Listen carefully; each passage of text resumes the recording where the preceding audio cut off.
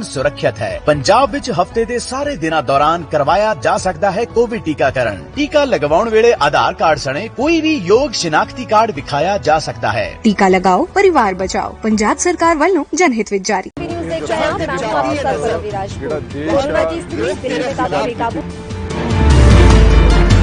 खबरनामा, खबर से असर तक शाम 5 बजे सिर्फ ANB न्यूज पर।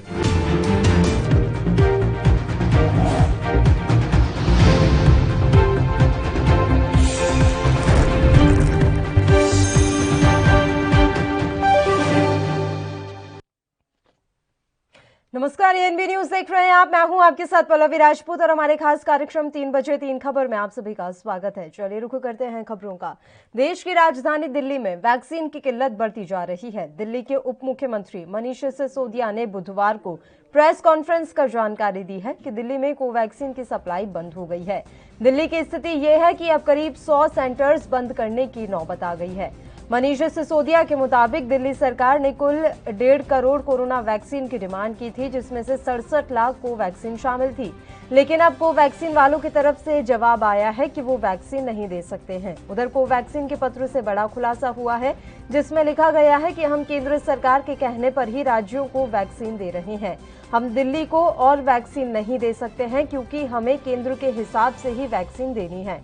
बता दें कि मनीष सिसोदिया ने आरोप लगाया है कि कंपनी ने साफ कह दिया है कि वो केंद्र सरकार के हिसाब से ही वैक्सीन दे रही है। केंद्र ही वैक्सीन पर आखिरी निर्णय ले रही है।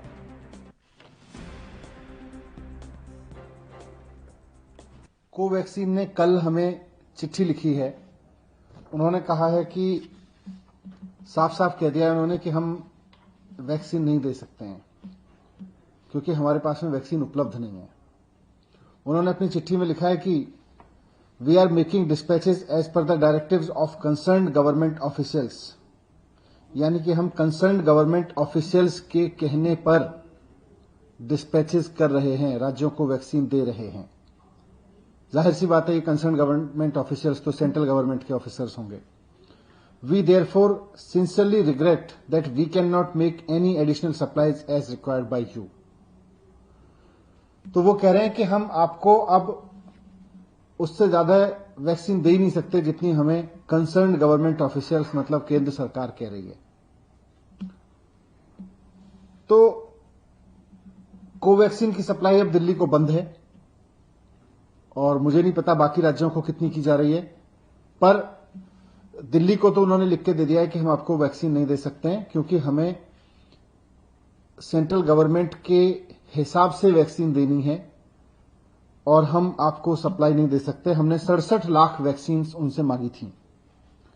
तो इस चीज से, इस चिट्ठी से एक बात साफ है कि केंद्र सरकार ही तय कर रही है कि कहां कितनी वैक्सीन जाएगी, कितनी वैक्सीन देश के लोगों को लगेगी, कितनी वैक्सीन केंद्र सरकार एक्सपोर्ट करेगी, देश विदेशों में बेचेगी। ये केंद्र सरकार तय कर रही है। जब केंद्र सरकार तय कर रही है तो फिर ये जिम्मेदारी लेनी चाहिए केंद्र सरकार को कि अगर वैक्सीन 6.5 करोड़ वैक्सीन एक्सपोर्ट नहीं की गई होती तो दिल्ली और मुंबई के एक एक आदमी को 2-2 बार डबल डोज लग चुकी होती अब तक वैक्सीन की। ये जिम्मेदारी भी केंद्र सरकार को लेनी चाहिए। आज कोवैक्सीन की सप्लाई तो उन्होंने मना कर ही दिया। हमारे पास में जितने भी रिजर्व था, जितना भी स्टॉक आया था वो खत्म हो गया है और हमारे पास इस वक्त कोविशील्ड के जितने सेंटर्स थे वो चल रहे हैं, लेकिन कोवैक्सीन के सेंटर्स हमें बंद करने पड़े हैं। 17 स्कूलों में करीब 100 से ज्यादा सेंटर्स हमको बंद करने पड़े हैं। चलिए अब इस मसले पर चर्चा की शुरुआत कर लेते हैं। 2 मेहमान इस समय हमारे साथ जुड़ गए हैं। उमेद सिंह जी जो कि भारतीय जनता पार्टी से हैं और प्रीतपाल सिंह सलूजा जी जो कि आम आदमी पार्टी से हैं। दोनों ही मेहमानों का स्वागत करती हूं ANB न्यूज पर।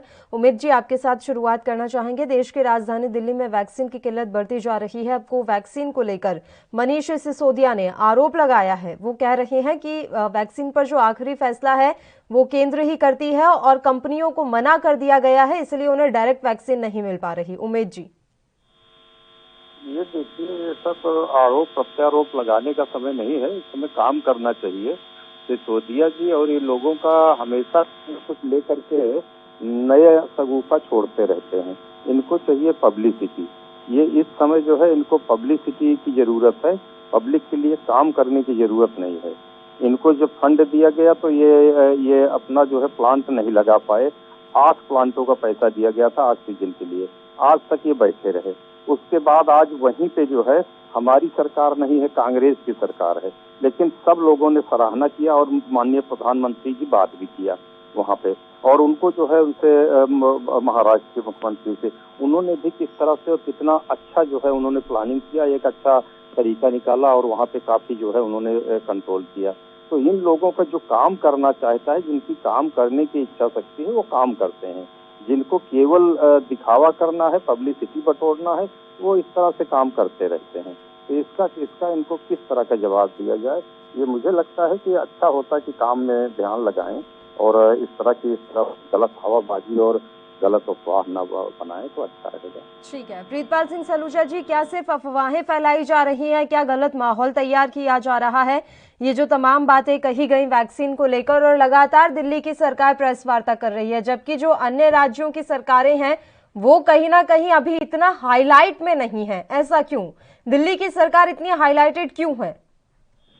पल्लवी जी, जो हमारे भाजपा के काबिल प्रवक्ता है, मैं इनका नाम नहीं जानता हूँ, उमेद सिंह नाम है इनका, भारतीय जनता पार्टी के प्रवक्ता। ठीक है। हाँ ठीक है, ने जो बात रखी, इनको इतना ही बताया गया, इतना ही बात रखनी है। इनको इतनी गंभीरता नहीं है कि इस समय देश कोरोना वायरस के चपेट में पूरी तरह से आया हुआ है। अगर एक प्रदेश का मुख्यमंत्री इतनी शिद्दत से, उप मुख्यमंत्री इतनी शिद्दत से इसके ऊपर गंभीरता से लेते हुए अपनी बात रोजाना लोगों तक पहुंचा रहा है, तो ये इनकी सराहना करनी चाहिए थी। मगर राजनीति से प्रेरित ये रहते हैं हमेशा भाजपा वाले, इसलिए इनके शब्दों में आप देखिएगा क्या क्या बात है। पहला इन्होंने कहा कि 8, मैं आपके सवाल पे भी आ जाऊंगा, मैं थोड़ा इसको ऐड डाउन कर लूं। 8 जो है इनको प्लांट लगाने थे ऑक्सीजन के, इसका पैसा इनको दे दिया। इनको ये भी नहीं पता कि वो फंड कहाँ से आना था, वो पीएम फंड से आना था। सितंबर 2020 में माननीय प्रधानमंत्री जो देश के नरेंद्र मोदी जी है, माननीय मैं बार बार लगा रहा हूँ, तो मुझे पता है कि अपने जो पद पे बैठे हुए उनको किस तरह से संबोधित करना है, इनको शायद इसकी जानकारी ना हो। माननीय प्रधानमंत्री जी ने सितंबर 2020 में ही इसकी अनाउंसमेंट कर दिया था और कहा था पीएम केयर फंड से यह पैसा दिया जाएगा राज्यों को, बल्कि हमारे दिल्ली राज्य को नहीं, शायद किसी भी राज्य को प्रदेश में नहीं दिया गया। ये सारा पैसा पीएम फंड केयर से ये स्वास्थ्य मंत्रालय, जो केंद्रीय स्वास्थ्य मंत्रालय है, उनके खाता में डाला गया था। और ये सभी पूरे देश में 142 जगहों पे जो ऑक्सीजन के वो प्लांट लगने थे, वो सेंट्रल गवर्नमेंट के ही नजर में और स्वास्थ्य मंत्रालय द्वारा लगना था, इसमें प्रदेश का कोई हाथ नहीं था, पहली बात। दूसरी बात, इन्होंने कहा कि खाली ये राजनीति करना चाहते हैं, ये राजनीति से प्रेरित पार्टी है आम आदमी पार्टी। हाँ, हम राजनीति से प्रेरित पार्टी है, इसको आप मान लेते हैं, हम बहुत सहजतापूर्ण इसको मान लेते हैं। अगर हम जनता की राजनीति कर रहे हैं, जनता की जान बचाने की राजनीति कर रहे हैं, तो हम राजनीति कर रहे हैं, हम पे इल्जाम लगे उसको हम स्वीकार करते हैं। पहली बात, आज मनीष सिसोदिया जी को सुबह क्यों आना पड़ा? उप मुख्यमंत्री जो दिल्ली के हैं, उनको इसलिए आना पड़ा कि जो वैक्सीन हमारे प्रधानमंत्री, यशस्वी प्रधानमंत्री, मैं बार बार उनको सम्मान से मैं उनका नाम ले रहा हूँ, नरेंद्र मोदी जी ने कहा था कि पहले उन्होंने कहा कि 45 वर्ष से ऊपर के लोगों को वैक्सीन लगेगी, हेल्थ केयर को वैक्सीन लगेगी, और जो फ्रंट लाइन वर्कर्स है उनको ये वैक्सीन लगेगी। ये माननीय प्रधानमंत्री देश के उन्होंने इसका अनाउंसमेंट किया था, जिसको हमारी दिल्ली सरकार आम आदमी पार्टी के अरविंद केजरीवाल ने उनको सहजता से उसको स्वागत किया उसका। और जो भी हमको वैक्सीन, क्योंकि सेंट्रल के अधीन आती है और सेंट्रल इसके नियंत्रण में है, ये सब चीजें ऑक्सीजन या वैक्सीन जो है सेंट्रल के नियंत्रण में, पहली बात ये आप भी जानती है। वो जो वैक्सीन हमको मिली थी उसके आधार पे हमको 45 वर्ष तक से ऊपर लोगों वालों को लगाना था, फ्रंट केयर को लगाना था और हेल्थ केयर वर्कर्स को लगाना था। वो वैक्सीन की स्थिति क्या है? और जब 1 मई को हमारे प्रधानमंत्री, यशस्वी प्रधानमंत्री नरेंद्र मोदी जी अब देश के सामने आके इस बात को कहते हैं कि 1 मई से 18+ वालों को भी लगना है, जबकि हमारे मुख्यमंत्री उत्तर प्रदेश दिल्ली के अरविंद केजरीवाल जी ने आरोप लगाया है कि कोवैक्सीन इस समय काफी कम है। इसी पर मैं दोबारा लौटूंगी सर, बस एक छोटे से ब्रेक के लिए हमें यहाँ रुकना है, फौरन हाजिर होंगे।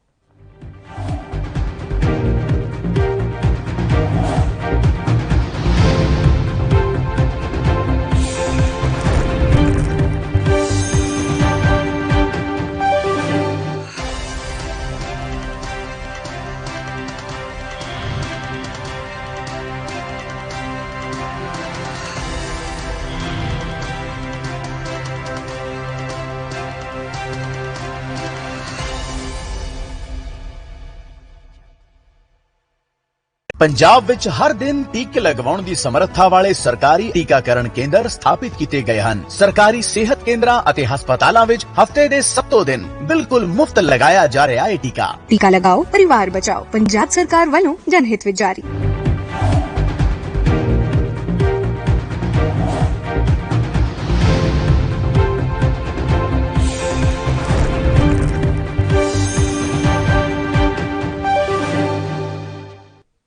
ब्रेक के बाद एक बार फिर से आप सभी का स्वागत है। दोनों मेहमान लगातार हमारे साथ जुड़े हुए हैं। प्रीतपाल सिंह सलूजा जी, एक बात कही है मनीष सिसोदिया ने कि कोवैक्सीन ने पत्र लिखा है, तो इस पत्र के बारे में भी हम आपसे जानकारी चाहेंगे। ये पत्र आखिर क्यों लिखा गया और इसमें क्या कुछ लिखा है? बिल्कुल, दिल्ली सरकार ने 1,34,00,000 वैक्सीन जो है दो अलग अलग कंपनियों को ऑर्डर दिया था। जो अधिकार है हर राज्यों का, 67 लाख कोविशील्ड को दिया था और 67 लाख कोवैक्सीन को दिया था। इसके बाद कोवैक्सीन ने कल अचानक, जब हमको डिलीवरी होने की समय आ चुका था, जो उन्होंने कहा था कि मैं 3-3 लाख हर दूसरे तीसरे दिन आपको देंगे और जल्द ही इसको आपको पूरी खेत मिल जाएगी, तब हम लोगों ने 90 दिन का प्लान दिल्ली के अंदर बनाया था। तो सरकारी अस्पतालों में वैक्सीन लगनी शुरू हो गई थी। वो 67 लाख जो वैक्सीन आ गई, तो उन्होंने लेटर लिखा कि हमको जो है हमको जो सेंट्रल गवर्नमेंट, केंद्र सरकार द्वारा जो निर्देशित एक संस्था है, जो ऑफिसर है, कंसल्टेंट ऑफिसर जो है, उनके द्वारा निर्देश मिल रहा है कि आपको जो वैक्सीन आपके वहां बन रही है उसको यहाँ देना है या यहाँ भेजना है। यानी केंद्र सरकार, जो माननीय नरेंद्र मोदी जी के नियंत्रण में जो चल रहा है, उनके द्वारा ही आदेश होने पर यह वैक्सीन मिल रही है। मीडिया के माध्यम से लोगों तक ये बात जा रही है कि आधी वैक्सीन जो है सेंट्रल गवर्नमेंट देगी, आधी वैक्सीन जो है वो राज्य गवर्नमेंट अपने हिसाब से अपने खर्चे से उसको लेगी या खरीदेगी या पैसे से देगी। जब हमारी सरकार इन द सेंस आम आदमी पार्टी, अरविंद केजरीवाल इसको बार बार ऑर्डर दे रहे हैं, उसके बाद ये हमारे पास आ रहा, तो हमने उनसे पलट के पूछा कि भाई जब हम आपको ऑर्डर दे रहे हैं, हमारे पास अधिकार है, तो आप हमारे ऑर्डर पूरा क्यों नहीं कर रहे हैं? कह रहे हमारे पास जो ऑलरेडी स्टॉक था वो खत्म हो गया है। और केंद्र सरकार की जो कंसल्टिंग ऑफिसर हैं, उन्होंने बार बार कहा कि जब तक हमारा निर्देश ना हो तो आप ये वो वैक्सीन वहां पे ना पहुंचाए। ये विरोधाभास जो खड़ा हो रहा था, इसीलिए आज मनीष सिसोदिया जी को आपके मीडिया के सामने आकर अपनी बात रखनी पड़ी, ताकि दिल्ली के लोगों को ये पता चले कि जो वैक्सीन हमको लगनी है वो वैक्सीन सेंट्रल गवर्नमेंट ने रोक रखी है और दे नहीं रही, क्यों नहीं दे रही, ये जांच का विषय है। दूसरा मैं यहाँ पे कहना चाह रहा था, करीबन 6.5 करोड़ 6 करोड़ 50 लाख वैक्सीन जो है इन्होंने विदेशों में भेज दी, जो हमको अदर जो दूसरी कंट्रियां हैं वो अपने नागरिकों के लिए बाहर से खरीद रही है, और हमारे देश के प्रधानमंत्री, यशस्वी प्रधानमंत्री इसको बाहर बेच रहे हैं, ऑक्सीजन तक बेच रहे हैं बाहर को। अब आज की डेट में मैं आपको थोड़ा आकलन बता दूं, 125 सेंटर आज शाम के बाद से बंद हो जाएंगे। हमारे पास जो अभी स्टॉक था उसकी भी जानकारी आपको दे दे। सेंट्रल गवर्नमेंट की तरफ से हेल्थ केयर वर्कर्स के लिए और फ्रंट लाइन वर्कर्स के लिए प्लस 45 लाख से ऊपर के लोगों के लिए 43,20,490 डोजेज मिली थी, जिसमें से कल यानी 11/5/2021 तक ये 39,22,000 डोजेज जो है ऑलरेडी ये तीनों संस्थाओं को लग चुकी हैं ऑलरेडी पहले से। हमारे पास इसमें से जो स्टॉक अभी बचा हुआ है, जो हेल्थ वर्कर के लिए और फ्रंट लाइन वर्कर दिल्ली वालों के लिए और 45 प्लस के लिए मात्र 4 से 5 दिन का स्टॉक ये बना हुआ है। उसके बाद 1 मई को प्रधानमंत्री जी कहा तक वैक्सीन लगाने के लिए 18 प्लस के लिए, यानी 44 से ऊपर के लिए, 18 से लेके 44 के बीच के लिए। इसके लिए केंद्र सरकार द्वारा हमको जो वैक्सीन मिली थी 5.5 लाख वैक्सीन हमको उपलब्ध कराई गई थी, जिसमें से कल यानी 10/5/2021 तक 4 लाख वैक्सीन ऑलरेडी लग चुकी है। बची जो शेष वैक्सीन है वो आज शाम तक लगेगी। आज शाम के बाद हमारे पास 18 से 44 तक के बीच के लिए कोई भी वैक्सीन का हमारे पास स्टॉक बचेगा ही नहीं। इसलिए हमने केंद्र सरकार को और स्वास्थ्य मंत्रालय को, गृह मंत्रालय को इसके लिए भेजा था कि हमारे पास स्टॉक जो है आपके द्वारा जो माननीय यशस्वी प्रधानमंत्री को योजना लेके आए हैं, उस योजना के तहत वैक्सीन लगाने के लिए मेरे पास नहीं। अगर इसको आप राजनीति मान ले, भाजपा वाले इसको राजनीति मान ले, तो मैं कहता हूं मैं जनता की राजनीति आम आदमी पार्टी करती है, हम राजनीति कर रहे हैं। तो ये राजनीति से अगर किसी की जान बचती, किसी को वैक्सीन मिल जाएगी, बिल्कुल प्रीतपाल जी, अब समय की भी कमी है तो एक कमेंट में उमेद जी से भी ले लेती हूँ कि आखिर ये राजनीति क्यों हो रही है। बताइए उमेद जी, राजधानी दिल्ली के साथ ये भेदभाव आखिर क्यों किया जा रहा है? ये बहुत ध्यान से मैं सुन रहा था, आप सुने होंगे पूरी तरह से। ये देखिए लोगों की किस तरह से 2 तरह की बात करते रहते हैं। ये पूरे प्रधानमंत्री जी के लिए दिल्ली और यूपी या मध्य प्रदेश या छत्तीसगढ़ अलग नहीं है। वो पूरे देश के प्रधानमंत्री हैं और पूरे देश के लिए काम कर रहे हैं। पूरे देश के लिए व्यवस्था होती है और उसकी मीटिंग होती है, उसकी प्लानिंग हो रहा है कि किस तरह से किस एज में और कब कब कैसे कैसे लगना है, कैसे कैसे वैक्सीन और ऑक्सीजन बचना है। जब ऑक्सीजन दिया जाता है तो इनके पास लाने की व्यवस्था नहीं होती। कोर्ट तक इसको तलब किया फिलहाल, और उसके आने के बावजूद भी ये व्यवस्था नीचे स्तर तक नहीं कर पा रहे हैं। उसके बाद अभी वैक्सीन के बारे में बोल रहे हैं कि विदेश में बेच रहे हैं। विदेश में कब बेच रहे हैं? आज 1 महीने 1.5 महीने के अंदर कभी कोई ऐसा चीज हुआ है क्या? जब से ये शुरू हुआ है उससे पहले गया है। आज उसके बदले में भी पूरा विश्व जो है हमको भी हमारी मदद के लिए भी उतरा हुआ है। उस समय हमारे पास सरप्लस था। और जी अब देखिए जिस तरह की तू मैमें चल रही है उससे इतर हमें काम करना होगा, तभी जाकर हम कोरोना महामारी से लड़ पाएंगे। समय की कमी है इसलिए मैं आपको टोक रही हूँ सर। शुक्रिया तमाम चर्चा करने के लिए। आप दोनों मेहमान हमारे साथ जुड़े। एक छोटे से ब्रेक के लिए बुलेटिन में रुक रहे हैं, फौरन हाजिर होंगे।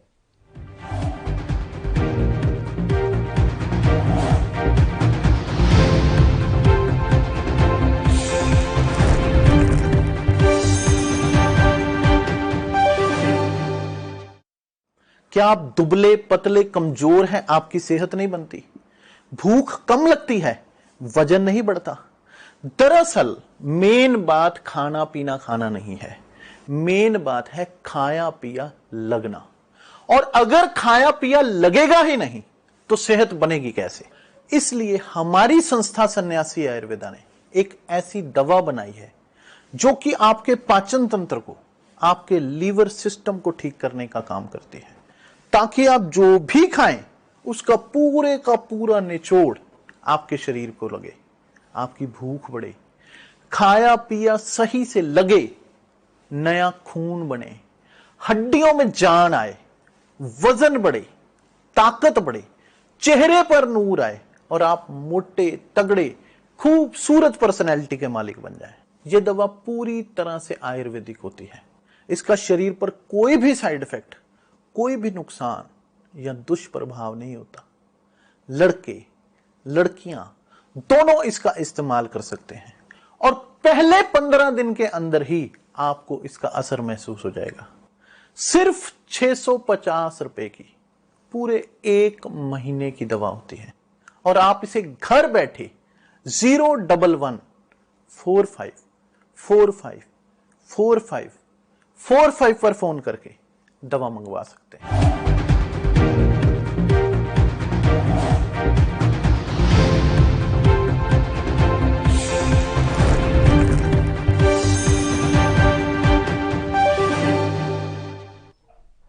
ब्रेक के बाद एक बार फिर से आप सभी का स्वागत है। बढ़ते हैं अगली खबर की ओर। जन अधिकार पार्टी के राष्ट्रीय अध्यक्ष और पूर्व सांसद पप्पू यादव की गिरफ्तारी का अब नीतीश कुमार के नेता ही विरोध कर रहे हैं। बेगूसराय के पूर्व सांसद और नीतीश कुमार के करीबी जेडीयू नेता मोनाजिर हसन ने कहा कि पप्पू यादव की गिरफ्तारी की जितनी निंदा की जाए वो कम है। वो गरीबों के मसीहा के तौर पर काम कर रहे थे।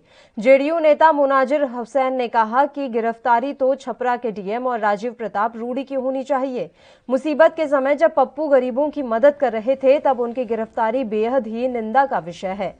वहीं संदेश के पूर्व विधायक और जेडीयू नेता विजेंद्र यादव ने भी पप्पू यादव की गिरफ्तारी पर कड़ी प्रतिक्रिया दी है। जेडीयू नेता विजेंद्र यादव ने पप्पू यादव की गिरफ्तारी को गलत बताते हुए कहा कि मानवता के आधार पर राजीव प्रताप रूडी को 1 मिनट भी सांसद रहने का अधिकार नहीं है। पप्पू यादव को मानवता के आधार पर सरकार को छोड़ना चाहिए। एम्बुलेंस प्रकरण की जांच कर डीएम को बर्खास्त और सांसद का इस्तीफा कराना चाहिए।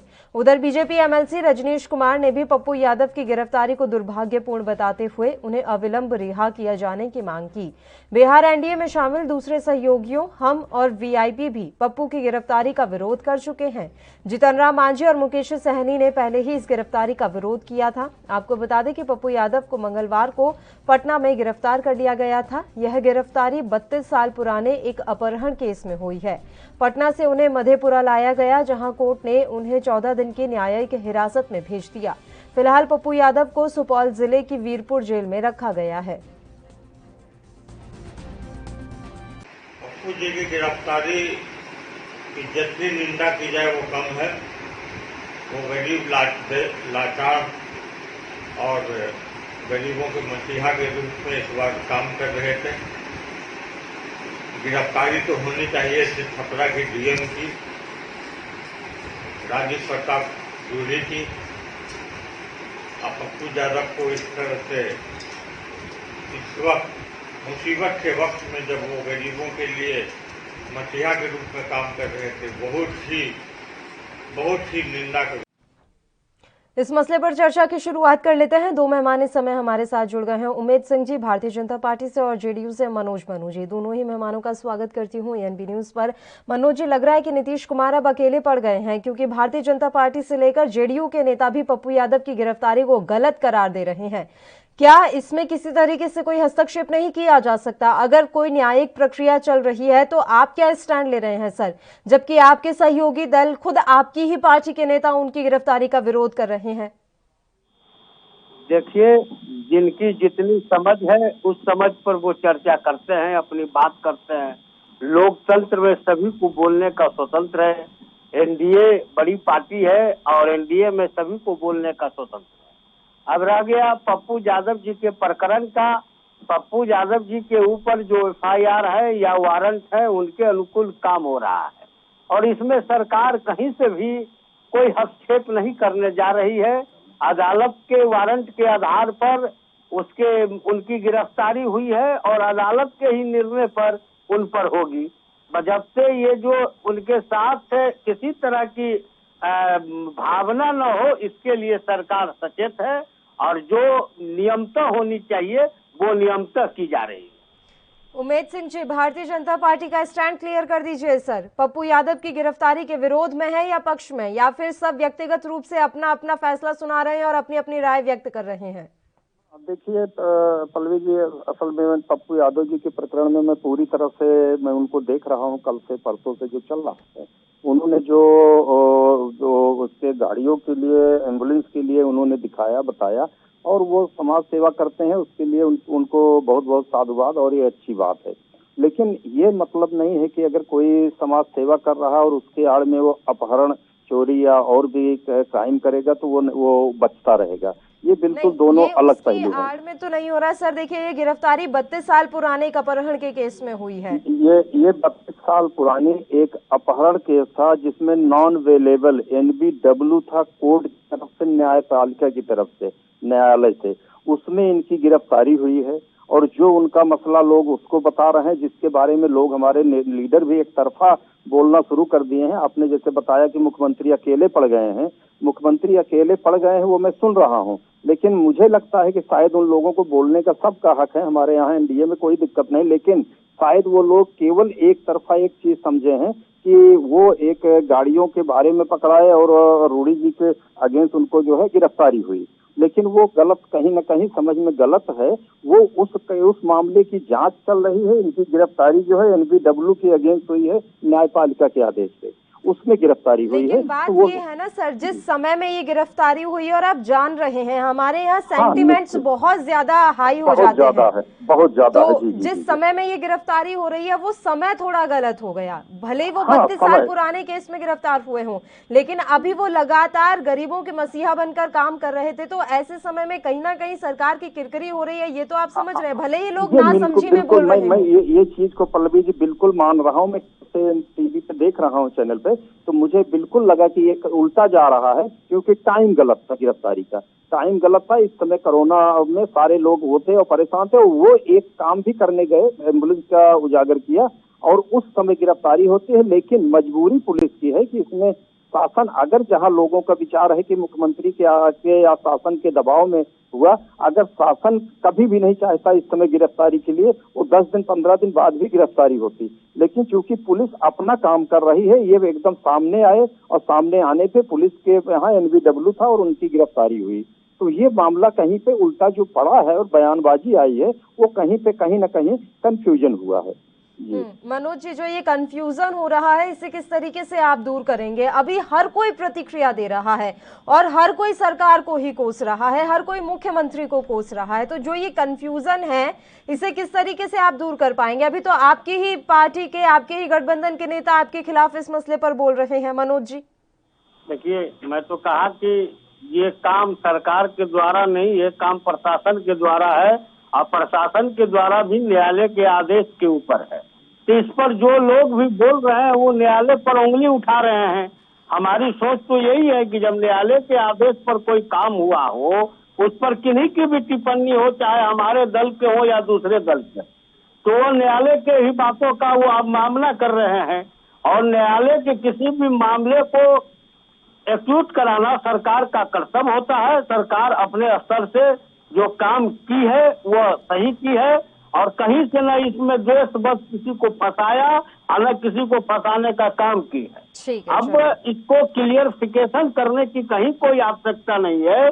सारे लोग नहीं ये सर, अभी बाकियों को नहीं कर पा रहे हैं तो कम से कम अपने गठबंधन के नेताओं को तो कर ही दीजिए सर क्लियर, ताकि वो इस तरीके से बयानबाजी ना करें, क्योंकि वो आपके लिए ही उल्टा पड़ रहा है। वो आम जन के लिए या मीडिया के लिए गलत नहीं हो रहा है, वो आपकी ही पार्टी के लिए और आपके ही गठबंधन के लिए गलत हो रहा है। तो ये तो आपको करना पड़ेगा।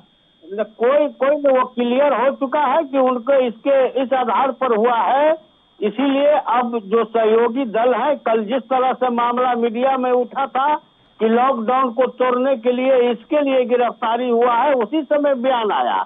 आज किसी गठबंधन के हमारे सहयोगी दल के किसी नेता का बयान नहीं आया। जेडीयू नेता मुनाजिर हसन ने तो आज ही बयान दिया है, और वो बयान अभी हम अपने टेलीविजन स्क्रीन पर चला भी रहे थे। वो तो आपके गठबंधन का भी नहीं है, आपकी ही पार्टी के नेता हैं। खैर, अभी समय की कमी है सर, इसलिए मुझे आपको रोकना पड़ेगा। फिलहाल शुक्रिया अदा करना चाहूंगी दोनों ही मेहमानों का तमाम चर्चा करने के लिए आप हमारे साथ जुड़े। इसी के साथ अब अगली खबर का रुख कर लेते हैं। तेल कंपनियों ने डीजल पेट्रोल के दाम में भारी बढ़त का सिलसिला बुधवार को भी जारी रखा। बुधवार को दिल्ली में पेट्रोल और डीजल के दाम में 25-25 पैसे प्रति लीटर की बढ़ोतरी की गई है। इस बढ़त के साथ ही भोपाल में सामान्य पेट्रोल 100 रुपए के पार हो गया है। गौरतलब है कि भोपाल में प्रीमियम पेट्रोल काफी समय पहले से ही 100 रुपए से ऊपर चल रहा है। अब दिल्ली में पेट्रोल 92 रुपए के पार हो चुका है। 5 राज्यों और केंद्र शासित प्रदेश में विधानसभा चुनाव के दौरान करीब 2 महीने तक तेल कंपनियां तेल के दाम में कोई बढ़ोतरी नहीं कर रही थी, लेकिन विधानसभा चुनाव खत्म होते ही ऐसा लगता है कि तेल कंपनियों को खुली छूट मिल गई हो। पिछले हफ्ते मंगलवार से ही तेल कंपनियों ने दाम में बढ़त का सिलसिला शुरू कर दिया, जो आज तक जारी रहा। वहीं इस बढ़त के साथ ही दिल्ली में पेट्रोल 92 रुपए 5 पैसे प्रति लीटर और डीजल 82 रुपए 61 पैसे प्रति लीटर हो गया है। इसी तरह अन्य राज्यों में भी तेल की कीमतों में बढ़ोतरी दर्ज की गई है। और इसी के साथ हमारे इस खास बुलेटिन में फिलहाल के लिए इतना ही। मुझे दीजिए इजाजत। नमस्कार।